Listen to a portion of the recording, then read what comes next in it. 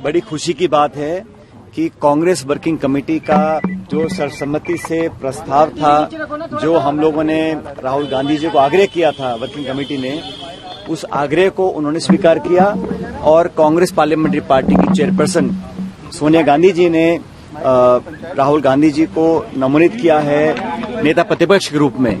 राहुल गांधी जी के leader of opposition बनने से न सिर्फ कांग्रेस में, कांग्रेस कार्यकर्ताओं में, लेकिन पूरा विपक्ष, समूचा जो इंडिया अलायंस है, सभी लोगों में एक ऊर्जा का संचार हुआ है।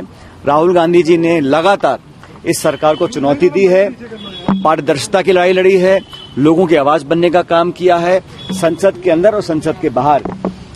आज जब वो नेता प्रतिपक्ष बने हैं तो उससे विपक्ष की उम्मीदें और बढ़ी हैं, लोगों के अंदर विश्वास पैदा हुआ है और लाखों करोड़ों लोग जिन्होंने लोकतंत्र को जीवित रखने के लिए, संविधान को सुरक्षित रखने के लिए इंडिया अलायंस को वोट डाला था, उन लोगों को आज उम्मीद बनी है कि सदन के अंदर मुस्तैदी से, मजबूती से और सच की लड़ाई लड़ने का काम राहुल गांधी जी करेंगे। उनका नेता विपक्ष बनने पर मैं समझता हूं जो आने वाली भूमिका होगी उस पर सब लोग नजर बनाए हुए हैं और पूरा देश आज उम्मीद करता है कि हम सब की बात को रखने का वो काम करेंगे। राहुल गांधी जी के नेता प्रतिपक्ष बनने से न सिर्फ कांग्रेस को ताकत मिलेगी, लेकिन उस सोच को ताकत मिलेगी जो सोच इस देश में अमन, चैन, प्यार, भाईचारा और संविधान को सुरक्षित बनाने का काम करना चाहती है। सरकार का जो रवैया रहा, मैं मानता हूं कि वो सही नहीं था। अभी इस पे अंतिम निर्णय नहीं हो पाया है कि आगे क्या होगा, लेकिन परंपरा ये होती है कि अगर स्पीकर बिना चुनाव के चुना जाता है तो डिप्टी स्पीकर का पद विपक्ष को दिया जाता है। जब यूपीए की सरकार थी तब डिप्टी स्पीकर हमेशा विपक्ष के पास था। मुझे पता नहीं है कि इसमें अंतिम क्या निर्णय लिया गया है, लेकिन स्वच्छ परंपरा ये रही है, जब यूपीए के कार्यकाल था तो स्पीकर सत्ता पक्ष का था और डिप्टी स्पीकर विपक्ष का था। लेकिन इस सरकार का जो गठन हुआ है ये एक मिलीजुली सरकार है और किसी भी दल को पूर्ण बहुमत नहीं मिला। और भाजपा जब चुनाव में गई थी तो 303 सांसद उनके थे, आज वो 240 पे हैं, तो लगभग 65 सांसद बीजेपी के कम हुए हैं। कांग्रेस पार्टी के 55 सांसद थे, 54 सांसद थे, आज 102 सांसद हैं, तो हमारा संख्याबल दुगना हुआ है। तो हमने जो बात रखी जनता के सामने, जो मैनिफेस्टो बनाया, जिन मुद्दों को लेकर हमने चुनाव लड़ने का काम किया, उन सिद्धांतों को, उन मुद्दों को, उन इश्यूज को, मैनिफेस्टो को हमारे को जनता ने पसंद किया। ये बात सही है कि सरकार दोबारा एनडीए की बनी है, लेकिन भविष्य में क्या होगा मैं नहीं जानता हूं। दो बड़े सहयोगियों के साथ सरकार का निर्माण हुआ है, संभावनाएं आगे क्या बनती हैं कहना मुश्किल होगा, लेकिन मैं इतना चाहता हूं कि नए स्पीकर जो बने हैं राजस्थान से, हमारे ओम बिरला जी, वो दूसरी बार स्पीकर बने हैं लोकसभा के। मैं उम्मीद करता हूं कि वो, जैसा राहुल गांधी जी ने कहा, कि वो निष्पक्षता से काम करेंगे और स्पीकर होने का जो दायित्व होता है उसका मतलब होता है कि प्रत्येक दल को, प्रत्येक सदस्य को बराबरी का मौका मिले और विपक्ष को अपनी बात रखने का पूरा जो उनका दायित्व है उसको पूरा करने का उनको अवसर प्रदान करें। मैं उम्मीद करता हूं कि उनका कार्यकाल कामयाब रहेगा, लेकिन विपक्ष को, खासकर उन लोगों को जो अपनी बात रखना चाहते हैं सदन के अंदर, वो खुलापन उनको महसूस होगा ओम बिरला जी के कार्यकाल में। आज देश में जो सबसे बड़ा मुद्दा चल रहा है वो नीट की परीक्षा का मामला है और आप सब जानते हैं कि इस परीक्षा के विवादित होने के कारण लाखों करोड़ों लोगों को, खासकर नौजवानों को बहुत बड़ा सदमा लगा है और नौजवानों के अंदर जो विश्वास है प्रक्रिया पर, परीक्षा की प्रणाली पर, उस पर बहुत बड़ा सवाल खड़ा हो गया है। और केंद्र सरकार ने जिस तरह शुरू में एक अड़ियल रवैया अपनाया था और बात को मानने से इनकार किया था, अंत में उनको गलती स्वीकार करनी पड़ी, लेकिन अभी तक इस पर जिम्मेदारी तय नहीं की गई है। इस तरह का विश्वासघात, इस तरह का लीपापोती कर बचाव करना, ये मैं समझता हूँ शोभा नहीं देता। और नीट वाला इशू है, बाकी जो परीक्षा कैंसिल करी गई है, लगातार लोगों में भ्रम फैल रहा है कि हमारा भविष्य सुरक्षित नहीं है। और इस देश में आज रिकॉर्ड अनएम्प्लॉयमेंट है। आजाद भारत के इतिहास में सबसे ज्यादा अगर आज कहीं बेरोजगारी है, शिक्षित बेरोजगारी है, तो आज के समय पर है। उसका समाधान ढूंढने के लिए सरकार को काम करना चाहिए था। ये वो सरकार है चुनाव लड़ने से पहले अपने 100 दिन की योजना बना रही थी और ये इतना ओवर कॉन्फिडेंस में काम कर रहे थे, लेकिन जो सबसे महत्वपूर्ण हमारे समाज का हिस्सा है, नौजवान वर्ग है, उनके साथ उन्होंने एक तरह से विश्वासघात किया है। तो इस पर उन्होंने पूरी कार्रवाई करनी चाहिए और संकोच नहीं करना चाहिए। कोई कितना बड़ा व्यक्ति भी हो, लेकिन इसकी तह तक पहुंचकर जो लोग इसलिए जिम्मेदार हैं उस पर कार्रवाई करनी चाहिए और लोगों को आश्वस्त करना चाहिए। मुझे लगता है कि सदन के अंदर न सिर्फ राहुल गांधी जी लेकिन समूचा विपक्ष इस बात को उठाएगा और ये बात पॉलिटिकल नहीं है, क्योंकि इतने बड़े पैमाने पर इतना बड़ा घपला पहली बार हुआ है और अलग अलग तथ्य सामने आ रहे हैं। जांच के बाद और तथ्य सामने आएंगे, लेकिन सरकार को इस पर पूरी ओवरसाइट रखनी चाहिए और समय समय पर जनता को सूचित करना चाहिए कि उन्होंने क्या कार्रवाई करी है। जहां गलती उसको स्वीकार करना चाहिए। और ये बहुत बड़ा मैं समझता हूं सरकार से लैप्स हुआ है। जिस तरह नीट की परीक्षा का जो प्रकरण सामने आया है और बाकी जो परीक्षाओं को कैंसिल किया जा रहा है, उस बात का प्रतीक है कि कहीं न कहीं सिस्टमैटिक फेलियर है। 10 साल से सरकार सत्ता में रही और बहुत सारे आपने स्लोगन्स दिए, भाषण दिए और युवाओं के नाम पर वोट भी लिया। आप परीक्षा पे चर्चा, चाय पे चर्चा, एग्जाम पर चर्चा, लेकिन जो विश्वसनीयता थी उसको का चूक हुई है। को लेनी चाहिए और करेक्टिव देना चाहिए। सर, केजरीवाल इलेक्शन होने राजस्थान इंडिया अलायंस रहेगा या फिर हम लोग हमेशा से एक दूसरे से बात करके चुनाव लड़े हैं। इंडिया अलायंस पहले भी मजबूत था, आज भी मजबूत है और आने वाले समय में और मजबूत होगा। जहां जहां चुनाव होंगे वहां पहले से ही हम लोग अपने सीट जीते हुए थे। इस बार हम और अधिक मार्जिन से सीट जीत कर आएंगे, क्योंकि राज्य सरकार का पिछले कुछ महीनों का जो कार्यकाल है, जो प्रदेश में हालात बने हुए हैं बिजली के, पानी के, लोग परेशान हैं और सरकार में कहने का उलझन मुझे दिखती है। तो जनता को अगर मूलभूत सुविधाएं दिलाने में सरकार नाकामयाब हो रही है तो उसका परिणाम भी चुनाव में आएगा और उपचुनाव भी मैं समझता हूं बहुत मजबूती से हम लोग लड़ेंगे और हम जीतेंगे। और अभी जो कार्रवाई हुई है कोटा में, पॉलिटिकल पार्टी परमिशन लेने के बाद अपना आंदोलन कर रही है। आंदोलन किसके लिए कर रही है? बिजली पानी के लिए कर रही है। तो बजाय इसके कि जनता को राहत दें, इस प्रकार की आक्रामक कार्रवाई करना प्रमुख विपक्षी पार्टी के साथ, प्रदेश अध्यक्ष के साथ, नेता प्रतिपक्ष के साथ, मैं समझता हूं ठीक नहीं है।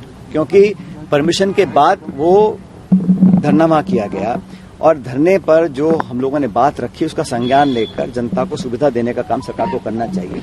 बजाय इसके कि हम बिजली पानी की राहत दें, हम अपने विरोधियों पर आक्रमण करें, उन पर एफआईआर रजिस्टर कर लें।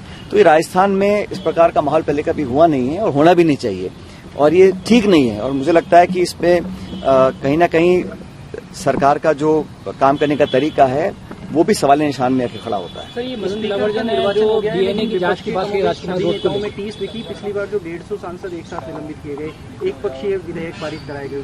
तो आज सदन में कहा गया ना, जब स्पीकर महोदय के निर्वाचन पर बधाई दी जा रही थी तो कहा गया कि पिछली लोकसभा में जब 147 सांसदों को एक दिन में निलंबित किया गया, वो इतिहास के लिए काला दिवस था।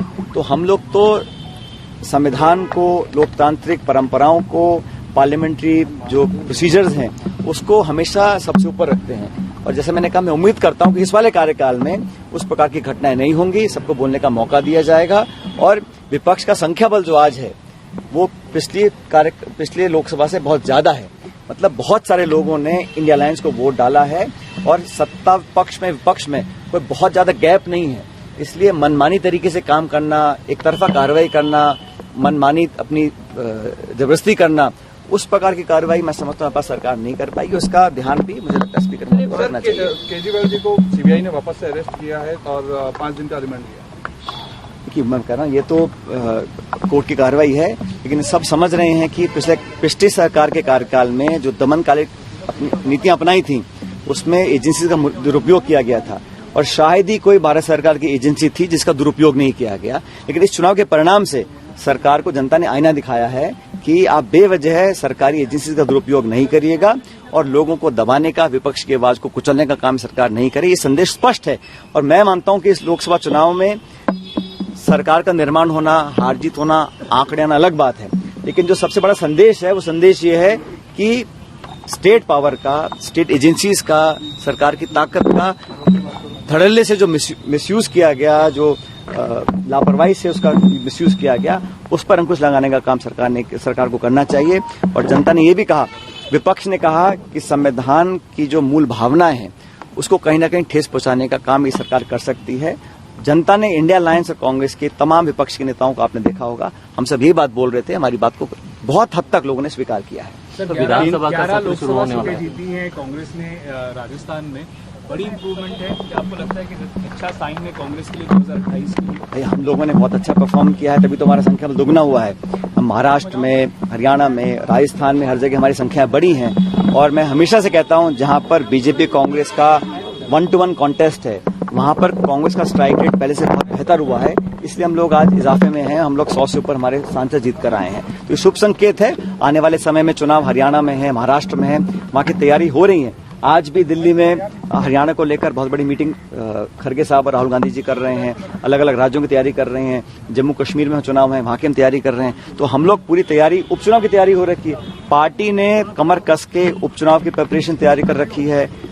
स्टेट इलेक्शंस की तैयारी हम लोग कर रखी है। तो कांग्रेस कार्यकर्ताओं में उत्साह का माहौल है और इस परिणाम से हम लोग काफी तक संतुष्ट भी हैं। लेकिन अभी बहुत काम करना बाकी है। जिन राज्यों में हम लोग अच्छा नहीं कर पाए, वहां के लिए हमने टीम गठित करी है और वो टीम एक फैक्ट फाइंडिंग रिपोर्ट आलाकमान को पेश करेगी। वहां पर जो करेक्टिव मेजर्स लेने वो लेंगे। जिन स्टेट्स में हम लोग अच्छा नहीं कर पाए, वहां पर हम अभी बहुत पोटेंशियल है वहां पर और अच्छा करने का आने वाले समय में। आपने यहाँ यूथ को आगे बढ़े, राजस्थान में आपने यूथ को आगे बढ़ाया था और यूथ ने रिजल्ट भी उस तरीके का दिया। तो आगे आने वाले जो चुनाव है उसमें संभवतः माना जाए कि यूथ को ये तो हमेशा से ही सोनिया गांधी जी, राहुल गांधी जी ने कांग्रेस के अंदर जितना हो सका उतना नौजवानों को मौका देने का काम किया है। उदयपुर डिक्लेरेशन में हमने कहा था कि 50% जो हमारे पार्टी के पद हैं वो उन लोगों को मिलेंगे जिनकी उम्र 50 साल से कम है। ऐसा ऐतिहासिक डिक्लेरेशन किसी और पॉलिटिकल पार्टी ने नहीं किया है। आप कल्पना कीजिए, इतनी बड़ी राष्ट्रीय पार्टी है, सारे पदों को हमने कहा 50% of all post will go to people below जो 50। इतना बड़ा युवाओं के प्रति हमारा जो कमिटमेंट है उसको लोगों ने स्वीकार किया है। इसीलिए राजस्थान समेत अनेक राज्यों में नए लोगों को मौका बार बार हम लोग दे रहे हैं और जनता भी हमारे निर्णय का स्वीकार कर उसका पुरस्कारित कर रही है। राजस्थान में संगठन को लेकर के अगर देखा जाए तो जो चुनाव के नतीजे हैं, इसमें संगठन में बड़े बदलाव देखने को मिलेंगे, कुछ नए चेंजेस? नहीं, देखो ऐसा है, ऐसा कुछ नहीं है। अलग अलग समय पर राज्य में राष्ट्रीय लेवल पर बदलाव होते रहते हैं। जहां जहां डिमांड आती है, रिक्वायरमेंट होती है और किस व्यक्ति से क्या जिम्मेदारी से उसका रोल निभाना है, ये आलाकमान तय करता है। हम में से किसी को जो भी पद दिया जा रहा है उसमें हम लोग मिलकर काम कर रहे हैं। लेकिन ये बात सच है कि राहुल गांधी जी ने जिस प्रकार से पूरे देश में लोगों के अंदर एक अलग जगाई है, इस यात्रा के माध्यम से राहुल गांधी जी की भारत जोड़ो यात्रा, जो मैं समझता हूं एक इतिहास में किसी और नेता ने इतनी बड़ी यात्रा नहीं निकाली थी। उस यात्रा से एक संदेश गया था कि देश में जो माहौल है उसको बेहतर करने के लिए जो टकराव पैदा किया गया, जो आपस में बंटवारा किया गया, जो दमनकारी नीति अपनाई जा रही थी, उसको लोगों को जोड़ने के लिए कांग्रेस कार्यकर्ताओं के माध्यम से पूरे देश भर में जो यात्रा निकली थी उसका बहुत सकारात्मक संकेत गया है। और दोनों यात्राओं में मैं समझता हूं लगभग 10,000 किलोमीटर की यात्रा निकली है। उस यात्रा ने लोगों को जोड़ा, कार्यकर्ताओं को जोड़ा और कांग्रेस समेत इंडिया अलायंस के पार्टनर्स को भी इस यात्रा का फायदा मिला है। छत्तीसगढ़ में चुनाव रहा, किस तरह से देखते हैं? काफी मेहनत आप छत्तीसगढ़ में 11 सीटें हैं और हम लोग जब से राज्य का निर्माण हुआ है हमेशा हम 2 ही सीट जीत पाते हैं। जब चुनाव में जा रहे थे हम वहाँ 11 में से 2 सांसद थे। इस बार हम 1 जीते हैं और दूसरी सीट हमारे 1700 वोटों से। हर सीट पे जो जीत हार का मार्जिन कम हुआ है। हमारा वोट प्रतिशत उतना जितना पिछली बार था, कम नहीं हुआ है। लेकिन वहां पर हम लोग 2 मेंबर्स को नियुक्त किया गया है, वीरप्पा मोइली जी, हरीश चौधरी जी। वो अगले 4 दिन का दौरा कर रहे हैं परसों से और छत्तीसगढ़ में हर एक जिले में जाकर लोगों से फीडबैक लेंगे और वहां पर क्या परिवर्तन लाना हम लोग लेकर आएंगे। वहां कार्यकर्ता मजबूत है, वोट शेयर इंटैक्ट है, लेकिन हमारा परिणाम इतना अच्छा नहीं आ सका, उस पर हम कार्रवाई करेंगे। जिन राज्यों में हम लोगों की संख्या बल कम है वहां पर लगातार हम सक्रिय हैं, चाहे वो तेलंगाना है, कर्नाटका है, मध्य प्रदेश है, आसाम है, उड़ीसा है। उन सभी स्टेट्स पर हम लोग रिपोर्ट लेकर तुरंत प्रभाव से वहां पर चेंजेस भी लेकर आएंगे जो हमें लगता है कि अनिवार्य हैं और लोगों को और आगे बढ़ने का मौका मिलेगा। सर, एक आदिवासियों को लेकर बयान आया था डीएनए जांच के लिए यहाँ के नेता। मैंने कहा ना, जो सबसे बेस्ट उम्मीदवार थे पार्टी ने उम्मीदवार दिए और आप सब लोग जो एग्जिट पोल निकालते थे उस एग्जिट पोल को भी अब लोग याद नहीं कर रहे हैं। आप लोग सब अलग अलग बातें बोलते थे, जब हम बोलते थे तो आप हमारा मजाक उड़ाते थे। आज परिस्थिति ये हो गई है कि आपको सवाल पूछना पड़ रहा है। मैं आपसे पूछूं कि आपने तो हमें 0 कहा था, 2 कहा था, 4 कहा था, हम जीते हैं 11-25 में से और पिछली बार हम 1 भी सीट नहीं जीत पाए थे। तो बड़ा परिवर्तन है, ये रिफ्लेक्शन है केंद्र सरकार और राज्य सरकार की पॉलिसीज का, उनकी गवर्नेंस का, उनके काम करने के तरीके का। और कांग्रेस में हमारे उम्मीदवारों का चयन हमारा कैंपेन स्ट्रेटेजी, हमारा नैरेटिव, हमारा मैनिफेस्टो और सब नेताओं का जो सामूहिक योगदान रहा, उसके कारण हम लोग 11 सीटों पर भाजपा को हरा पाए। सर, सदन में कल प्रियंका गांधी वायनाड से चुनाव लड़ रही है, किस तरह से ये पूरा इंडिकेशन होगा पूरे देश के लिए? वायनाड के लोग, वायनाड के कार्यकर्ता, केरला, पूरे देश भर के लोग आज प्रफुल्लित हैं कि प्रियंका गांधी जी, जिन्होंने हर चुनाव में, खासकर इस लोकसभा चुनाव में कमर तोड़ मेहनत करी है, हर एक राज्य में वो गई हैं और उनकी मेहनत, उनका परिश्रम का फल है कि कांग्रेस पार्टी को बहुत इजाफा मिला है। और मुझे खुशी है कि खड़गे साहब ने राहुल जी की रिक्वेस्ट पर और कार्यकर्ताओं की मांग पर वायनाड से जो उपचुनाव होंगे वहां पर प्रियंका जी को अपना उम्मीदवार बनाया है और मुझे लगता है कि बहुत बड़े बहुमत से प्रियंका गांधी जी वहां चुनाव जीतकर आएंगी और वायनाड के लोगों की आवाज बनेंगी संसद के अंदर। और प्रियंका गांधी जी ने जो मेहनत करी है और जो जवाब दिया है सत्ता पक्ष के हमलों का, वो मैं समझता हूँ अपने आप में ही लोगों के अंदर बहुत बड़ा जोश भरता है और कार्यकर्ताओं को ताकत मिलती है। सर, सदन में कल सांसदों ने शपथ ली, लेकिन ओवैसी जी ने लास्ट में बोला जय फिलिस्तीन, उसको लेकर के किस तरीके से देखिए? स्पीकर साहब करेंगे कार्रवाई जो करनी है। सर, आदिवासी को लेकर जो बयान दिया था उसमें राजकुमार राउत ने कहा है कि हम डीएनए लेकर आएंगे और विधानसभा में लेकर, उनसे पूछना चाहिए। तो दोस्तों, खास मुद्दे की बात और उन लोगों के काम की बात जो बनना चाहते हैं सोशल मीडिया यानी यूट्यूब और इंस्टाग्राम पर एक बड़ा इन्फ्लुएंसर और महीने के हजारों लाखों कमाना चाहते हैं, तो आपके लिए बेबाक राजस्थान एसके क्रिएटर्स के साथ में लेकर वो चीज आए हैं, यानी कि मास्टर क्लास कोर्स लेकर आए हैं जो आपको बनाएगा इंस्टाग्राम और यूट्यूब का बादशाह। आप YouTube के चैनल पर 0 से लाखों सब्सक्राइबर और इंस्टाग्राम पर भी 0 से लाखों फॉलोअर्स कैसे बनाने हैं, कैसे बनेंगे, YouTube चैनल बनाने से लेकर लाखों सब्सक्राइबर गेन करने तक हर छोटी से छोटी जानकारी इस मास्टर क्लास के अंदर आपको सिखाई जाएगी। सब कुछ सिखाएंगे। 2 महीने की ये मास्टर क्लास है, हर हफ्ते 5 क्लास होंगी। आप बन सकते हैं 0 से हीरो। हर वो टेक्निकल नॉलेज जिसके बूते पर आप अपना चैनल ग्रो कर सकते हैं और लाखों कमा सकते हैं। तो देर किस बात की, नीचे लिखे नंबर पर कांटेक्ट करो और अपनी सीट बुक करवा लो, क्योंकि बहुत सीमित सीटें हैं। बाकी फीस कितनी है, आपको और क्या क्या जरूरी जानकारी चाहिए, वो सब कुछ आप इस नंबर पर पूछ सकते हो।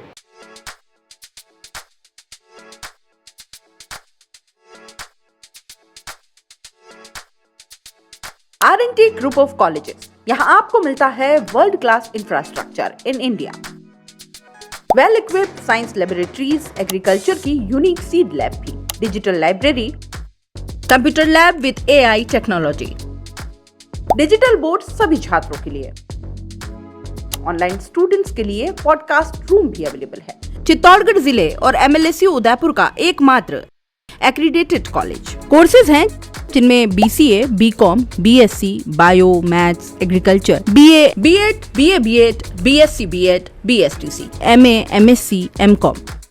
बड़े और खुले ग्राउंड स्पोर्ट्स के लिए, जहां होती है sports activities, training, personality development, student development activities, seminar और कॉन्फ्रेंस फैसिलिटी भी, NCC एक्टिविटीज, ताकि NCC कैडेट के रूप में आप भविष्य संवार सके, देश की सेवा कर सके।